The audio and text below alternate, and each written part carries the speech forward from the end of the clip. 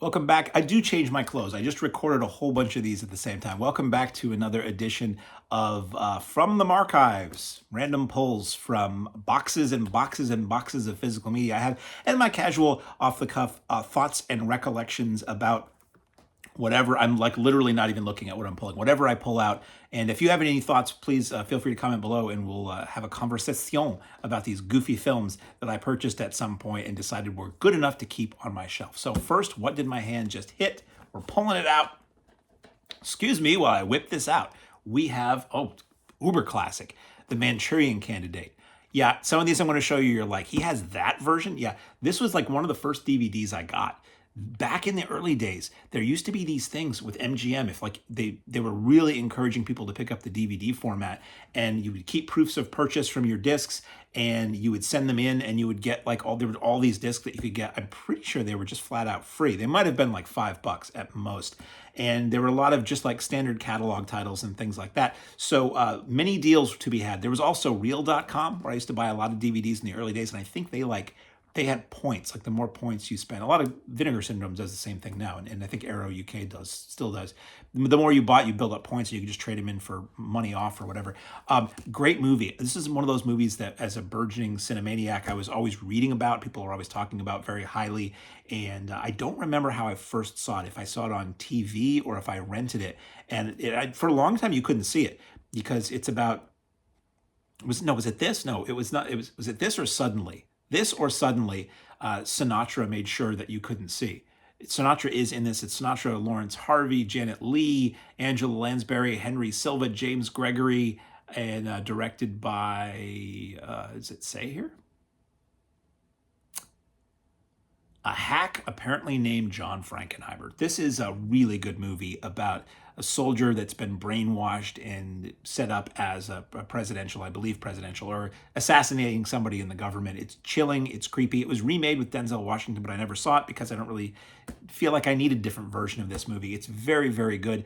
And this is, the old MGM DVD version of this, which comes, they would do a widescreen version on one side of the disc, and it was the old flippers, which invariably would get covered in scratches and fingerprints.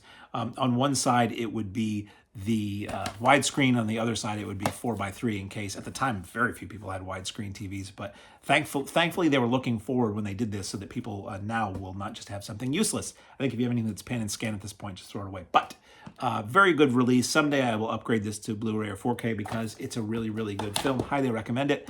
Up next, I don't remember a lot about this, to be honest with you, but I love these. Live Like a Cop, Die Like a Man. I have come to love the Eurocrime films. It's a great documentary by Mike Malloy called Eurocrime.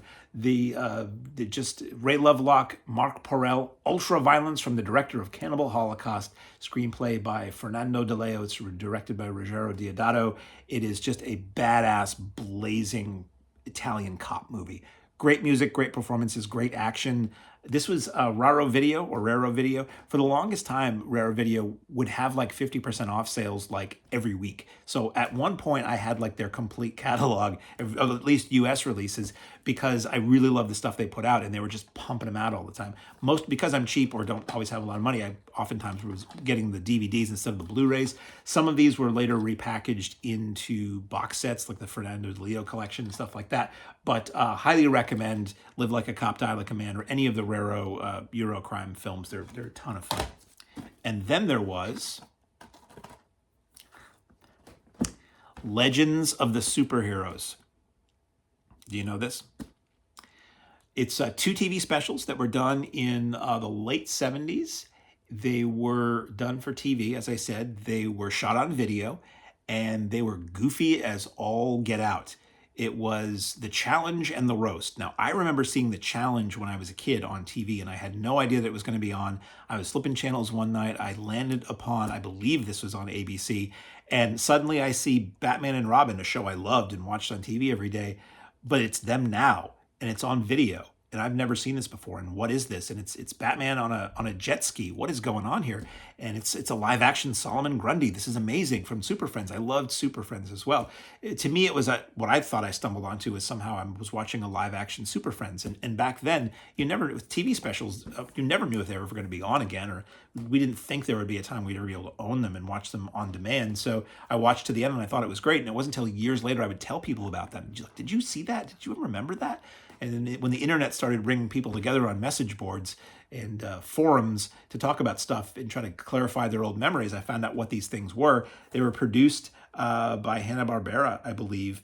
And the challenge is Batman and Robin, portrayed by Burt Ward and Adam West, by the way. So the real Batman and Robin, to me at the time, lead the Flash, Green Lantern, and more Justice League members against the Riddler, Frank Gorshin from the old Batman show, Mordu, Weather Wizard, and other doom dealers. And most of it took place in this one large studio set that was made to look like the bad guy's lair.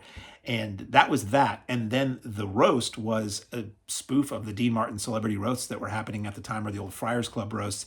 And it was all like supervillains and superheroes. And it was a roast. It was just them like cracking wise and telling these like baggy pants comedian Catskills kind of jokes about each other. This is an amazing document. This is one of those things that people now, or people who weren't around in the era that this was made, look at and they're just like, what? What is this? What were they thinking? The answer is, back then, back in the 70s and before, variety TV was that old style of humor, that old style of entertainment that was really aimed at a general audience, that was written, a lot of the times by guys in their 50s who had been writing for like Milton Berle and stuff like that. And they had that old sentimentality. This falls in the same category as the Star Wars Holiday Special. I saw that as a kid. I'm going to defend that to the day I die. I saw that as a kid, and to me, as a 3 or 4-year-old, it was, oh my God, Star Wars is on TV, and it's not the movie that is in the theater. What is this? This is amazing. You watch it now and you're like, yeah, that was really ill-conceived and really goofy and very strange, but for a kid at the time, it was great. And that's how I felt about these at the time. So I'm thrilled that these exist. The official Warner Archive release, I don't know if it's still in print. I don't imagine there would be a Blu-ray of this unless, or these these were manufacturer on demand discs. So you can tell if they're not silver on the back, which means not all players will play them. Sometimes over time they are susceptible to rot. So maybe another pressed release of this would be great if it ever happened, or if they ever put out a Blu-ray. It's not going to look any better than standard def video from the late 70s would, but it would, play in a modern player. So Legends of the Superheroes, one of the few people who will probably recommend that to you. And then our fourth pick, Burt. I'm a huge Burt Reynolds fan, and The Longest Yard is one that I came to late. For me, it was Smokey and the Bandit, then it was Cannonball Run, then it was other stuff he did. And I don't care about sports, so the idea of a football movie didn't interest me until I finally did watch it, and people had told me how good it was, and this movie is great. It's a really good football movie, but it's a great comedy. It's a great manly man movie. It's a great prison movie. The cast is phenomenal in this. You see a lot of people in this that were friends of Burt Reynolds either before this movie or through this movie that he would use over and over again in his movies. It's really, really good. Basically, he plays a really not a nice guy in the beginning of the film. He's a sort of a washed up, disgraced football player who's the kept man of the lovely Anitra Ford, who would go on to be in Invasion of the Bee Girls and be one of the early Barker's beauties on Price is Right. And he does very unpleasant things and gets arrested and gets sent to prison. And everybody's like, hey, yeah, pretty boy, superstar. And they treat him poorly. They haze him. And eventually he is hired by Eddie Albert, who is the sadistic warden of the prison, to try to get a game going between the guards and the prisoners, because apparently the guards at this prison have their own like inter-prison football team or something. And Eddie Albert wants Burt Reynolds to put together a good team to play against the guards so that they can, get good before they play other teams that might be better. And there's a lot of intrigue, and you never quite know where it's going to go. Directed, but music scored by Frank Duvall, which always kills me. Frank Duvall did a lot of great scoring in his era. He was the guy who did the music for the Brady Bunch, the theme to the Brady Bunch, and he was Happy Kind on Fernwood Tonight and America Tonight.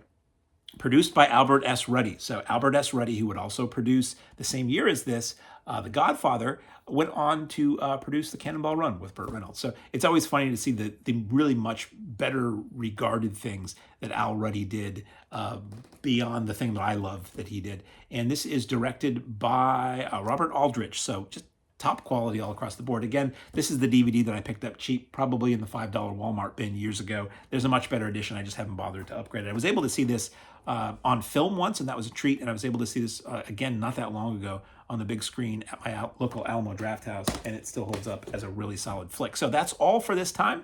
Until next time, I will see you and talk about more random pulls out of this same box. I think I'll stick with this one for a couple more videos. And if you like this, please comment below and share and like. And it always seems really lame to say that, but that's what they say you should say, so I just said it. Until next time, bye.